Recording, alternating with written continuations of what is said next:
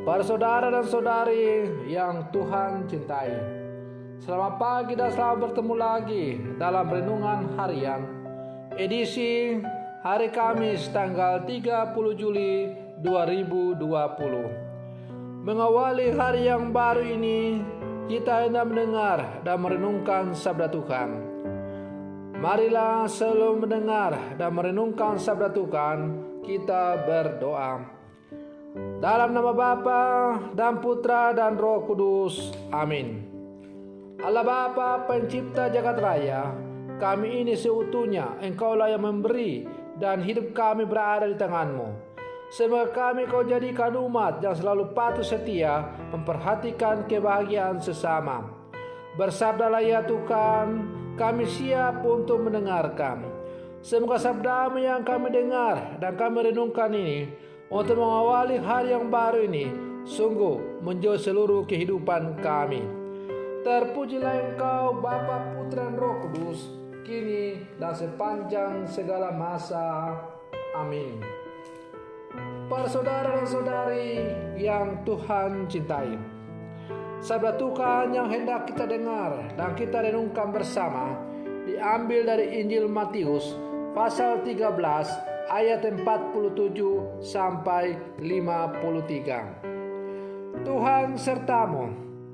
Inilah Injil Tuhan kita Yesus Kristus menurut Santo Matius. Sekali peristiwa, Yesus bersabda kepada orang banyak, hal kerjaan surga itu seumpama pukat yang dilabuhkan di laut, lalu mengumpulkan pelbagai jenis ikan. Setelah penuh, pukat itu ditarik orang ke pantai, lalu mereka duduk dan dipilihlah ikan-ikan itu. Ikan yang baik dikumpulkan ke dalam pasu, yang buruk dibuang. Demikian juga pada akhir zaman, malaikat-malaikat akan datang memisahkan orang jahat dari orang benar. Yang jahat lalu mereka campakkan ke dalam dapur api. Di sana akan ada ratapan dan kertak gigi. Mengertikah kalian akan segala hal ini? Orang-orang menjawab, ya, kami mengerti. Maka bersabdalah Yesus kepada mereka, karena itu setiap ahli Taurat yang menerima pelajaran hal kerjaan Allah seumpama seorang tuan rumah yang mengeluarkan harta yang baru dan yang lama dari perbendaharanya. Setelah selesai menyampaikan perumpamaan itu, Yesus pergi dari sana. Demikianlah Injil Tuhan. Para saudara dan saudari yang Tuhan cintai, hari ini Yesus mengumpamakan kerjaan Allah itu seperti pukat para nelayan yang dilabuhkan atau ditebarkan di laut. Pukat yang dibentangkan di laut tidak pernah memilah-milah ikan yang boleh masuk dan tidak boleh, melainkan terbuka untuk semua ikan.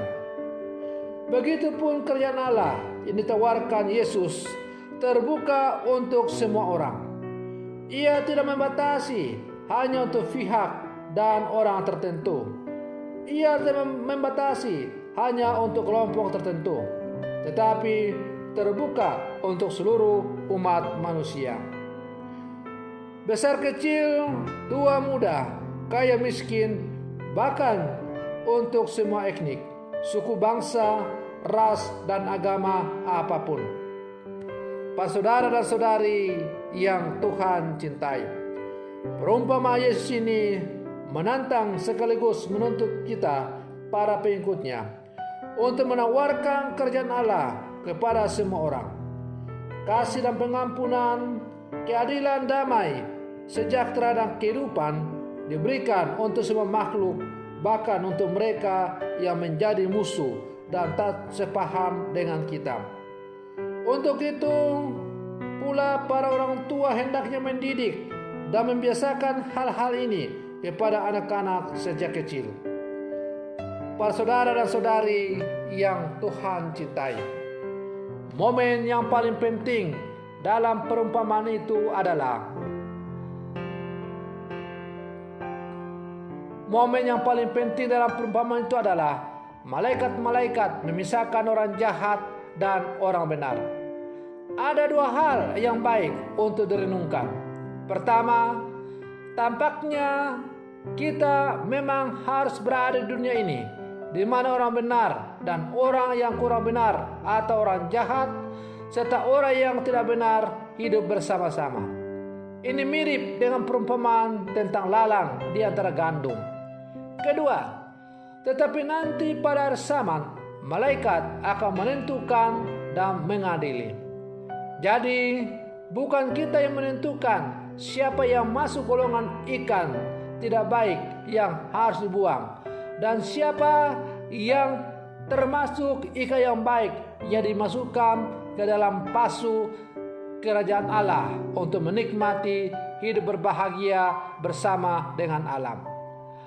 Para saudara dan saudari yang Tuhan cintai, Allah mempunyai ukuran tersendiri dalam menentukan mana yang termasuk ikan baik dan mana yang termasuk ikan yang tidak baik. Hidup di dunia ini mungkin melelahkan, apalagi kalau kita menengok sekitar kita. Bagaimana ikan-ikan yang tidak baik berkeliaran di mana-mana. Kalau mereka tidak ada, mungkin dunia ini menjadi lebih nyaman ditinggali. Tapi biarlah itu urusan Allah sendiri yang menilai. Sebagai murid-murid Yesus, kita tidak punya hak untuk menilai sesama kita. Apakah ia termasuk ikan yang baik atau ikan yang tidak baik. Sebagai murid-murid Yesus yang hidup bersama sekarang, kita hanya mempunyai satu tugas, ialah berjuang dengan sekuat tenaga untuk menjadi ikan yang baik. Kalau kita menjadi ikan yang baik, itu berarti kita harus mengikuti segala sesuatu yang diajarkan oleh Tuhan kepada kita. Para saudara dan saudari yang Tuhan cintai, sebagai murid-murid Yesus yang hidup bersama sekarang, kita juga tidak boleh mengklaim bahwa kerajaan Allah itu hanyalah milik kita sendiri.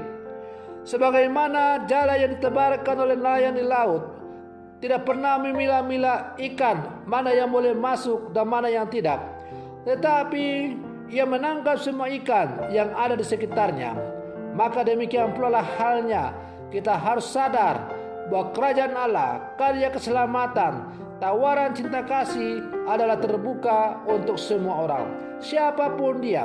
Karena itu, tepatlah kata-kata Yesus bahwa Allah itu menerbitkan matahari baik untuk orang yang benar maupun orang yang tidak benar. Maka kita tidak perlu iri hati atau kita dengki atau kita selalu menganggap diri kita sebagai orang yang paling benar. Tetapi menjadi tugas dan tanggung jawab kita adalah kita berjuang untuk hidup sesuai dengan apa yang diajarkan oleh Tuhan. Maka marilah dalam seluruh kehidupan kita sebagai orang-orang Katolik yang hidup bersama sekarang, murid-murid Yesus, kita berjuang untuk selalu menunjukkan jati diri kita sebagai orang yang dipilih oleh Allah. Mudah-mudahan kita layak untuk masuk menikmati hidup kekal bersama dengan Allah. Semoga demikian. Selamat pagi, Tuhan Yesus memberkati.